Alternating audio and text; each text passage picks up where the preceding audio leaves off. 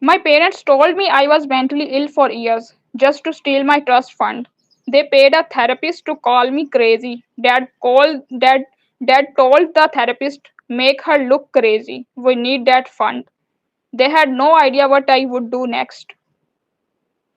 You were never sick. We just needed to protect you from yourself. Protect me? You institutionalized me, mom. You were acting out, Julia. We didn't have a choice. No, you had a choice. You had every choice. And you choose to drug me, label me unstable, and give my trust fund to Ethan. That voice cut through calm and cruel. That money was going to be wasted on you. You didn't have a plan. You mean I didn't have your plan? I had a life before you decided I was crazy. Ethan won't Ethan won't even meet my eyes. He just sits there, hands clasped, like he's the victim. Say it, I demand. Say what you did, all of you. Silence, but not for long. Who I am? I am Julia. I am not crazy. My name is Julia Monroy. I am 26 years old, born in Nashville, Tennessee, and I was gaslit by my own parents for 5 straight years.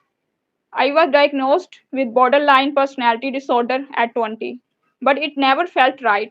The therapy sessions felt staged, and the pills made me dull, numb, small. I dropped out of college after one episode, and that was all the proof they needed to strip me of my autonomy. They said I was unstable, but I was not. I was angry, lonely, heartbroken, and I had every right to be. Now I'm just tired, but I'm not afraid anymore. Meet my family, the players, Diane Monroe, mom, 53, called, calculating, obsessed with image. She convinced herself I was better off locked away. Greg Monroe, dad, 58, manipulative, power hungry, told my therapist to diagnose me for control over my trust fund. Ethan Monroe, brother, 28, golden boy, quiet, always said, I don't want to take sides. He took theirs anyway. Doctor Levy Camp, therapist, 40s, paid off, coerced me into treatment plans. I never consented to sign off on every halt. You forgot my signature. We had to the trust required you be declared competent, but you were not. You made my incompetent. Lower your voice. No, I am done being quiet. I slammed the stack of printed emails on the table. Dad's words, plain as day. Make her look crazy. We need that fund by question 2. I would print this from a private investigator's files. I have had them for months. You were going to use my money to bail out your real estate losses. And when I got too loud, too angry, you got creative.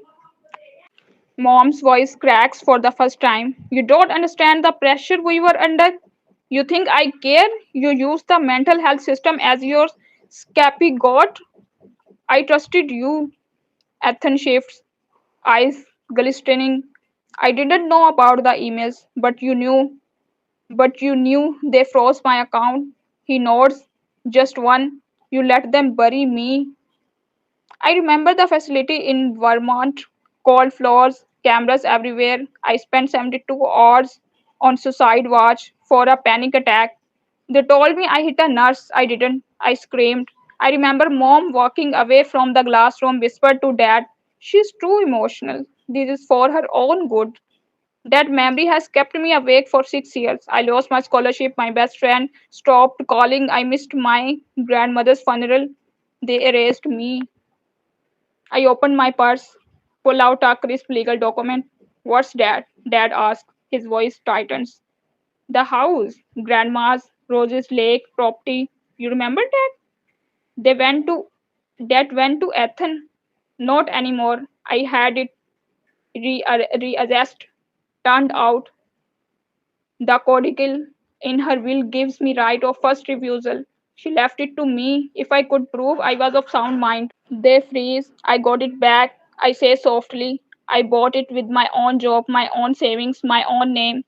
The air goes still. The house was their backup, their leverage. It's gone.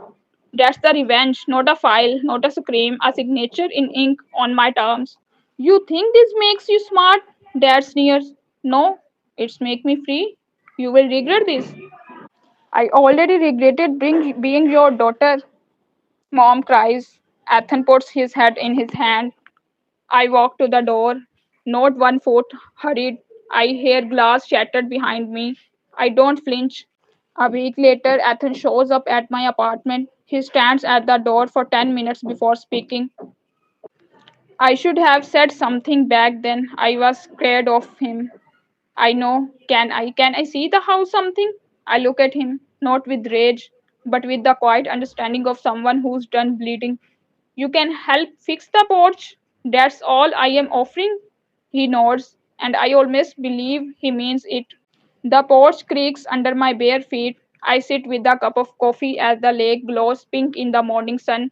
It's silent, except for the birds and my breath. For the first time in years, I can hear myself think. I am still unpacking not just boxes but pain, patterns, years of shame that never belonged to me. I shattered therapy again, real therapy, with a woman who listens and believes me. She said something last week I can't shake. You don't have to forgive to move forward. You just have to stop letting their voices be louder than yours. So I am writing again, I am speaking again, and maybe one day I will forgive them, not to give them peace, but to keep mine. Because my story is mine now, and I will never be silenced again. If this story hit you in the chest, you are not alone. Too many people have been manipulated under the disguise of mental health care or family protection.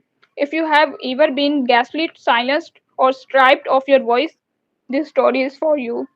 Share in the comments if you were Julia, what would you have done differently? What can someone do when their own family is the villain? Don't forget to like this video, subscribe for more emotional storytelling, and turn on notifications so you never miss a real story. If you are in a situation like this, document everything, trust yourself, and know this being the crazy one is often code for being the most awake.